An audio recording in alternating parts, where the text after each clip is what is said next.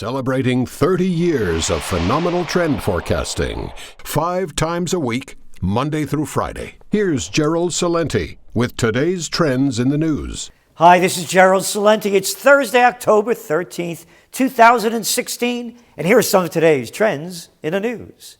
On the market fronts, over there in Asia, everything up. Well, not everything.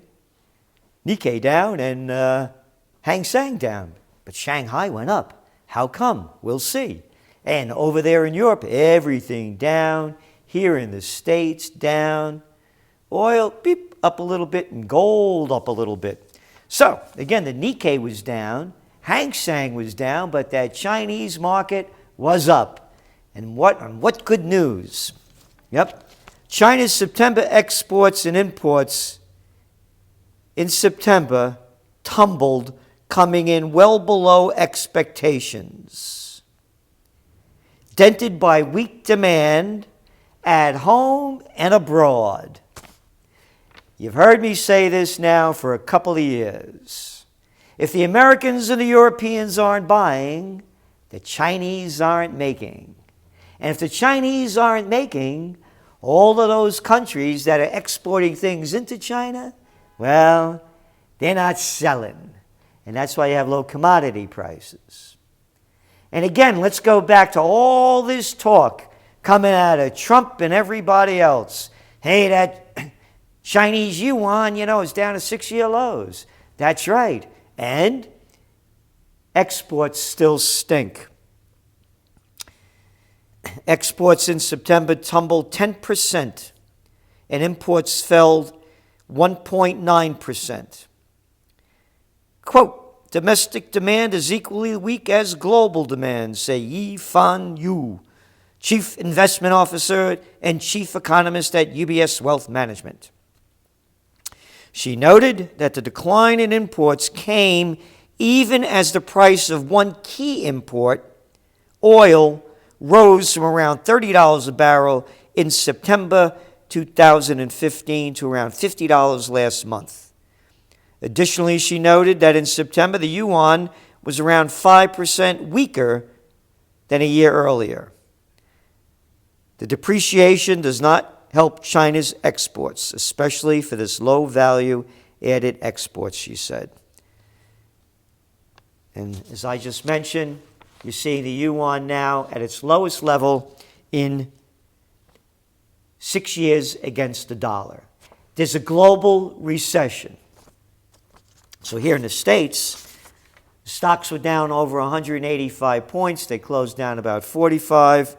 So here's why they say it. U.S. stocks fell on Thursday, but closed off session lows as investors, gamblers, digested weak data out of China and rising oil prices, while assessing the possibility of a Federal Reserve hike.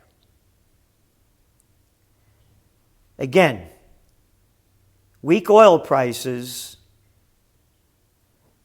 the Dow should go up because they kept telling us that the cheaper oil is, the more us consumers can buy because we're not putting it in our gas tank or heating our houses up with the stuff. So, again, the numbers stink.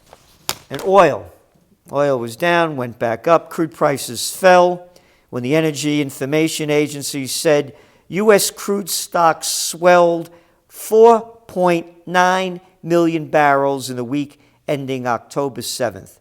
They're expecting them to increase 700,000 barrels.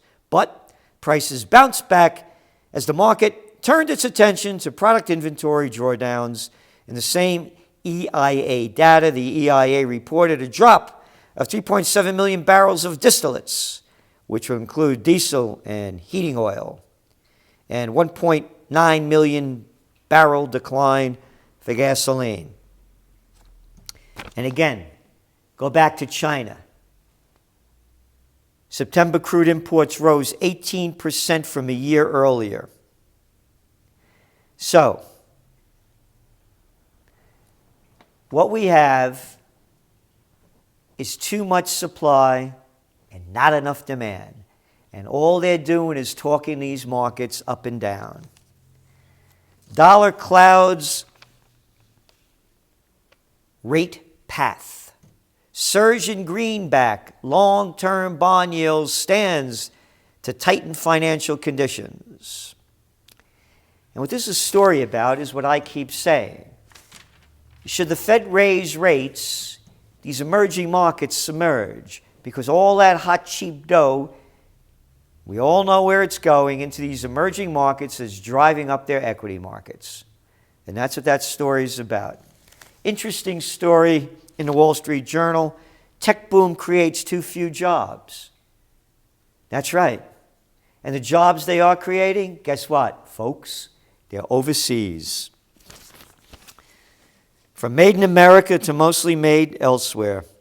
It goes on to show in 1990s, Micron technology was a successful example of how far the tech industry reached beyond its nexus in Silicon Valley. Based in Boise, Idaho, Micron was founded by Idaho farmers, blah, blah, blah, blah, blah, blah, blah, and all the people that they used to employ.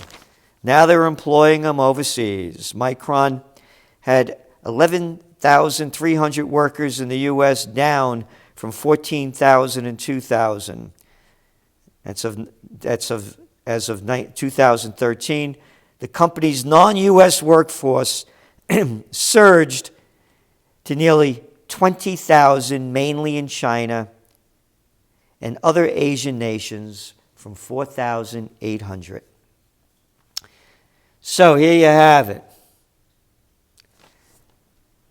The dot-com boom happened, Silicon Valley and the jobs were booming. They're not booming so much anymore. And a lot of these companies, they have very small staffs. So they're worth a lot of money, but they don't hire a lot of people. And the production, of course, is mostly over there, not here. Interesting story that keeps making the news. Grocers forge ahead online. This is a very entrepreneur story. Walmart, Kroger, and other food chains feel they must meet Amazon's challenge. The new push by Walmart Stores, Inc., Kroger Company, and other food retailers into the online grocery business is about to face even tougher competition from Amazon.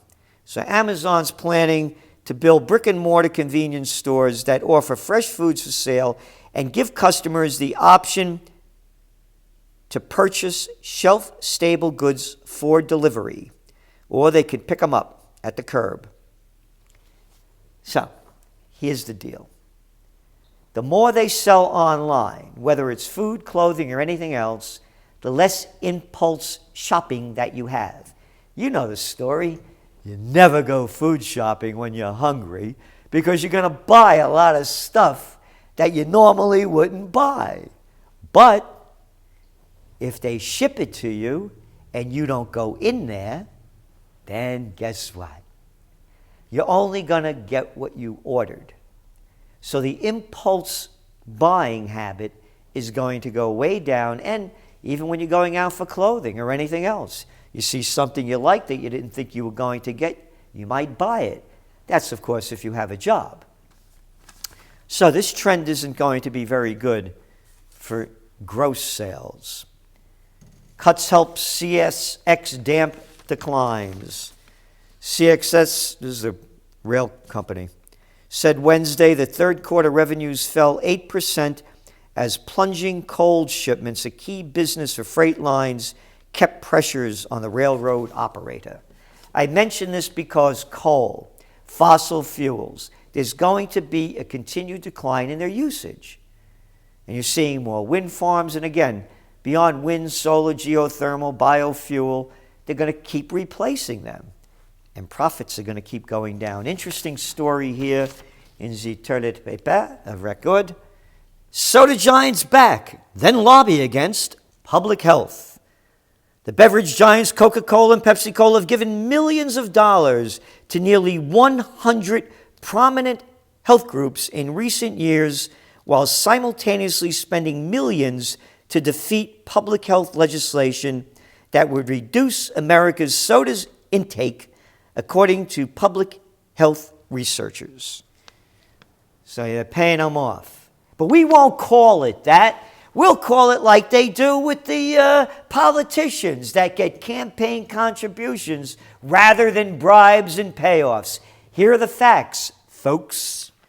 In one instance cited, the nonprofit group Save the Children, which had actively supported soda tax campaigns in several states, did an about-face and withdrew its support in 2010. The group had accepted, you ready for this? $5 million grant from Pepsi and was seeking a major grant from Coca-Cola. Yeah, isn't that nice? Responding to the new research, Save the Children said in a statement that they're full of crap and they're just putting out a lot of bullshit. How about that? One after another. The NAACP and Hispanic Federation had publicly opposed anti-soda initiatives despite disproportionately high rates of obesity in black and Hispanics. Coke made more than $1 million in donations to the NAACP and more than $600,000 to the Hispanic Federation. The groups did not respond to requests for comments because they have nothing to say. They're sellouts, one after another. Hey, you know what's missing in America? Morality.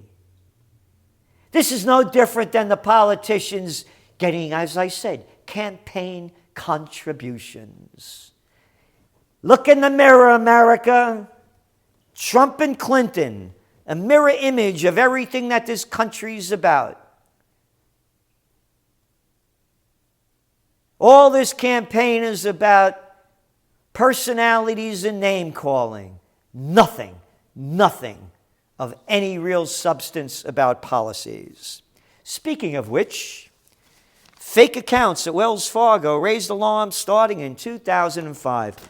The article goes on to detail how people working for Wells Fargo complained about the phony accounts that were being set up, and you know what they got for it? Fired.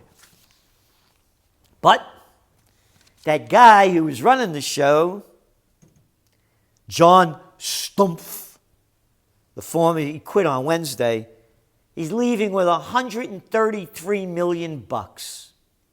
Crime pays in America. It pays around the world in this neo-feudal society. Well, I read about it. They call them the economic elite. Here they are. He won't pay for his crimes. No, he gets a lot of dough to retire.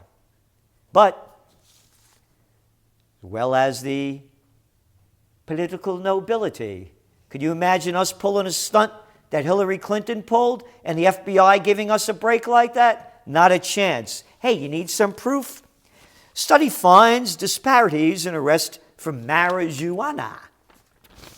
Look, people are getting high all the time. They haven't been able to stop this stuff. States are legalizing it. It's been a lot of baloney to criminalize it in the first place. It's only to keep the United States military-industrial complex, the prisons and the police going well. Officials made, you ready for this? I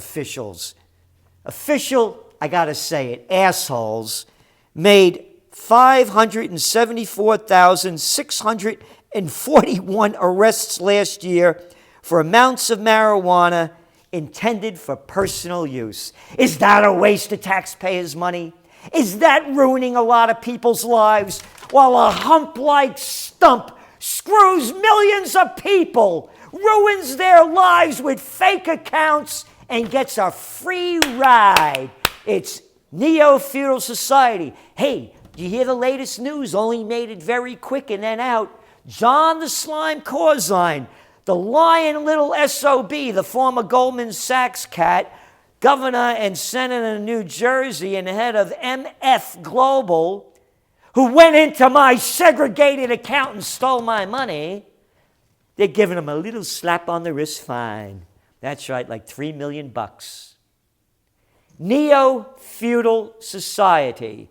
Different set of laws. For we the little people in Slavelandia, the economic elite, and the political nobility. This is Gerald Celente, And that's some of today's trends in the news.